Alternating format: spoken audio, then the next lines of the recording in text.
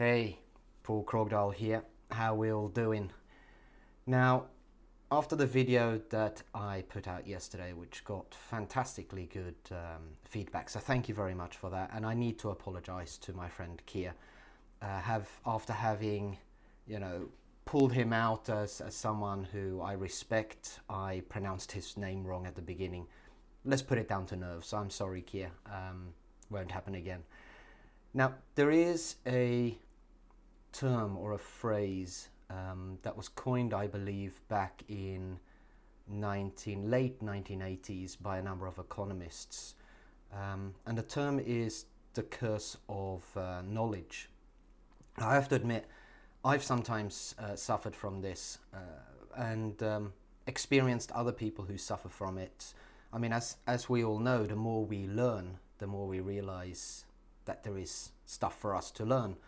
And there's always someone who knows more than us and someone who knows less than us. And we need to take into consideration when we're talking to other people whether they have got the same amount of insights into the subject that we're discussing as we have ourselves.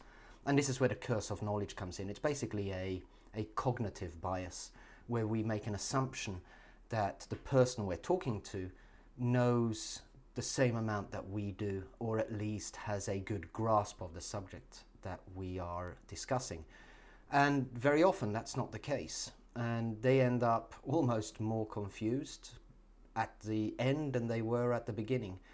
So the curse of knowledge, something we should all be aware of, and particularly when we're discussing to a larger group of people that have a various different level of insights and understandings. We need to take into consideration probably the lowest common denominator, or the person in the room that might have the least amount of knowledge. Now, why do I bring this up? I bring it up because after the video that I put out yesterday, I actually got a number of comments that came back. I mentioned in the video that I work for IBM in a practice called the Core Banking and Payments ISV practice. And I assumed, curse of knowledge, that everybody would understand what I was talking about, and that turns out to not be the case, right? So I had a couple of people reach back to me and say, but Paul, what is an ISV? So I thought we'd take a minute just to go through that. An ISV stands for Independent Software Vendor. So an independent software vendor is a company that specializes in developing and selling a specific product or software solution.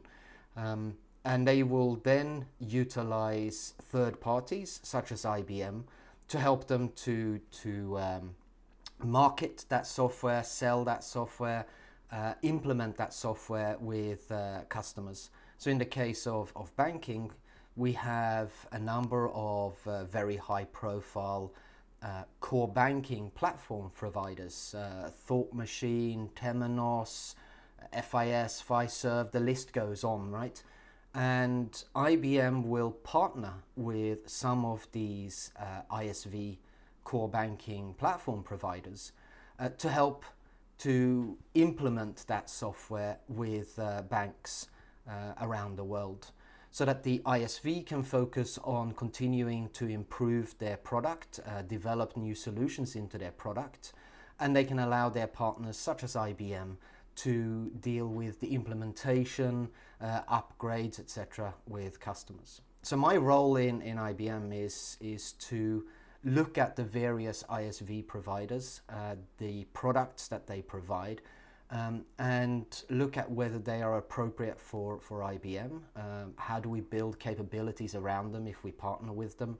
Help them to make their products suitable to run in a hybrid multi-cloud environment, using, in our case, a Red Hat OpenShift, and then also help them on the journey towards being able to deploy that product as a software as a service capability on IBM's cloud for financial services. So that was very quickly what an ISV is. I apologize for my curse of knowledge, and I hope I've educated you a little bit. Enjoy the rest of your day and talk to you again soon. Thank you. Bye.